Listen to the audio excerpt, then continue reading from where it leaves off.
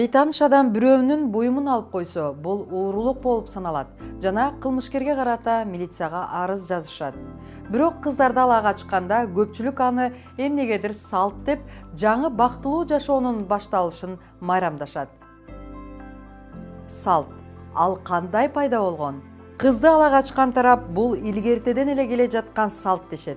Бирок өткөн кылымдын башында биздин жерде болгон окумуштуу этнолог Федор Фельштруп ала качуу кылмышка теңделип, коом тарабынан сындалып келгенин жазган.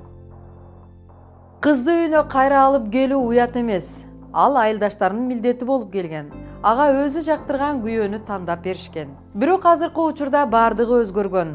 Ала качылган кыздын ата-энеси кызды алып келүүгө ашыгышпайт, тескерисинче сүйлөшүп тойду талкуулашат. Айрым гана учурларда атасы менен энеси коомдун пикирине карабастан кызын алып келишет. Сиз Бурулайдын окуясын билесизби? 19 жашар Бурулайды нике кыйдыруу максатында ала качкан. Алгач кызды бычактап, анан өзүнө бычак сайган. Күчкө салып күйөөгө берген кыз каза болду. Аны ала качып кетишкен. Кылмышкер милиция бөлүмүндө аны өлтүрүп салган. Бул трагедия бизге аялдарга болгон кылмыштын толук коркунучу бар экендигин көрсөтүп турат.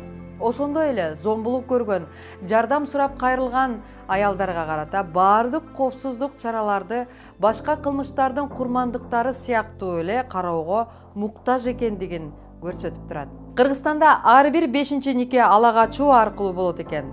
Айрым гана учурларда ала качуу кыздын макулдугу менен болот. Айыл жергесинде аялдарды мажбурлоо жолу менен никеге ала качуу шаарга караганда 2 эсе көп катталат. 2016 жылы никеге туруу боюнча аялдарды мажбурлаган 25 факты гана катталган экен. Көпчүлүк учурда кыздар ала качкан тараптын жана өзүнүн туугандарынын басмырлоосунан улам сотко беришпейт. Улуттук статистикалык комитеттин маалыматтары боюнча 2014 жылы 15 жашка чейинки күйөөгө берилген 6000ден ашык аял жана 1609 миңден ашык келиндер 18 жашка чейин эле күйөөгө тийгендиги аныкталган. Бул никелер эч жерде катталбагандыгын түшүндүрүп турат. Кыргызстандын дагы бир көйгөйүн өлкөдө тыюу салынган көп аялдуулукту көрсөтүүдө. Эгер никеге тургандыгы боюнча документ жок болсо, анда көп аялдуулукка күнөөлөгөнгө болбойт. Иликтөөлөр көрсөткөндөй, Кыргызстандагы 15 жаштан 49 жашка чейинки 100 аялдын ичинен бирөөсү гана полигамдык никеде турат.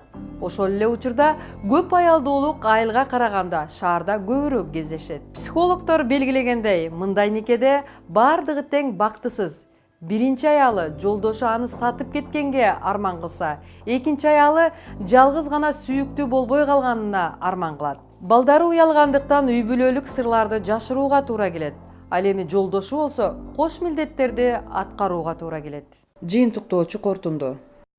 Өлкөдөгү ар бир 5-чи нике ала качуу жолу менен ишке ашат. Көбү милицияга кайрылышпайт, анткени ала качууну салт деп эсептешет. Милиция да муну кылмыш катары көрбөйт. Ала качуунун курмандыктары мамлекеттен, укук коргоо органдарынан, ал тургай жакындары тарабынан да тийиштүү колдоо таба алышпайт. Никелешүү мыйзамынын сакталбаганынан улам жашы жете элек кызга улуу кишилер үйлөнүшөт. Көп аялдуулук аялдардын коомдогу ордун кенебестик болуп саналат.